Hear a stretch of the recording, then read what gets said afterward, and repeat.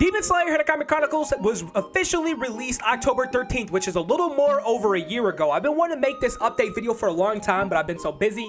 We're finally here to make this. I'm going to be talking about like Demon Slayer Hinokami Chronicles from the time it was officially announced all the way up until October 30th, the current time and date. So let's get into this, man. I'm excited. I smiled through the struggle, I suffer from pain. I didn't buckle, I just overcame. They looking puzzled, I rose from the rubble. That trouble just helped me to buffer my flame. It wasn't settled, I set them up place, man. It's crazy to think about how far I done came. And my mother and father didn't raise them a grace, so a legend was born when I picked up the blame.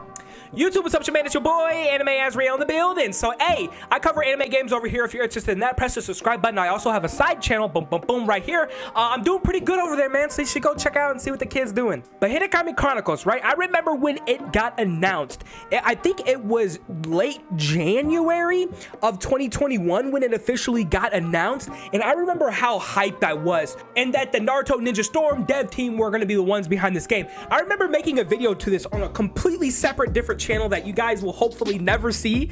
I was really hyped about this game because I'm a big Naruto Ninja Storm fan. So this is when like the channel of Anime Azrael, I completely shifted my content to doing Hinokami Chronicles stuff. I was making like wish list videos and like predictions of the roster, characters, movesets, everything like that very early on. Now I remember the first really big blow to the community is when I was starting to get on to Senju Japan. He was dropping leak after leak on the game. And I remember one of the leaks was actually him telling the roster to everyone, and there was no demons that were going to be on the disc. They were going to be free DLC. I remember everyone's reaction to that. They were fucking pissed, bro.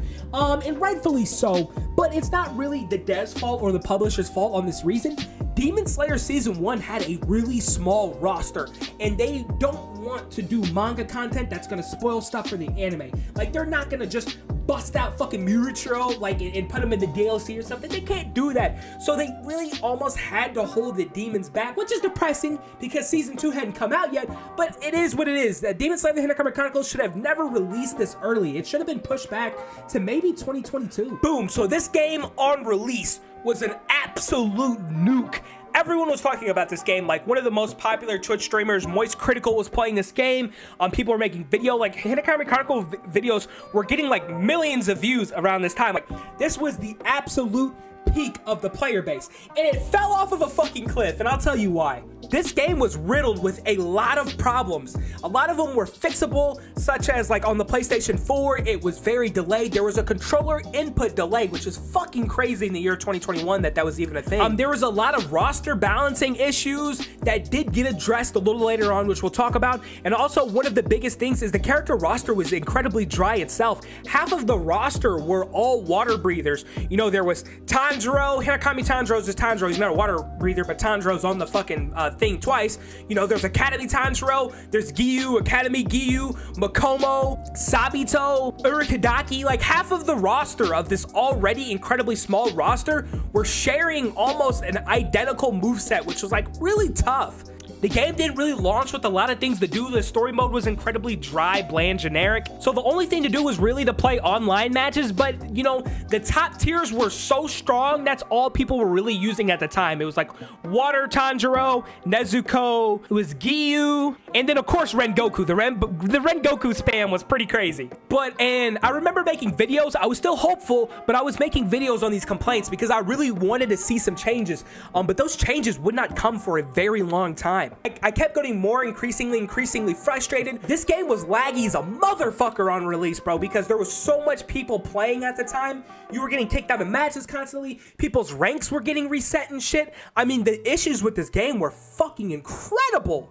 And I remember I immediately lost the love for the game. I was only playing Hinokami Chronicles when I uploaded. Like, win or lose, I didn't care. I just wanted to play 2 to 3 matches, make it a video, and get off so I can play something else. And that shit was honestly sad because I think the game had a lot of potential. So if we can fast forward about 6 or 7 months later, the game had finally gotten an update. You got buffs and nerfs changes, character balancing. You were also given the additions of 60 FPS, which was all really good stuff because we were able to see some characters nerfed and buffed. But it wasn't perfect because there was still a lot of characters that were severely handicapped that we would have liked to see get buffed. But the funny thing is that never came. Still to this day, I don't believe that there's been a second character balancing patch. It's just all been character DLC additions and the addition of like some new features in game modes. I know I'm trying to make everything seem like it's bad, but there were some really good people, and I mean really good people in this community. The guys that are going to be thrown up on the screen, Bandai Namco, I should fly each and every one of these guys out who are going to be on the screen. They kept this game alive. They kept people playing. If it wasn't for these guys right here keeping this community alive, the community would be dead. I mean, there's so many tournaments being hosted for this game. YouTubers who are uploading every day, every couple days, you know, once a week, making content on this game when I felt like the game never deserved that in the first place. Bandai Namco should be on their fucking knees, bro. They should be paying these people literally for making content on this game, in my opinion. This game was a little underrated, in my opinion, because despite the online being boring as fuck to play, incredibly unrewarding. Like, playing online was unrewarding because you were constantly getting lagged out. PS4, you had controller delay. There was chances you could play against a PS5 user who has 60 frames per second compared to your 30. It just wasn't a very fun experience.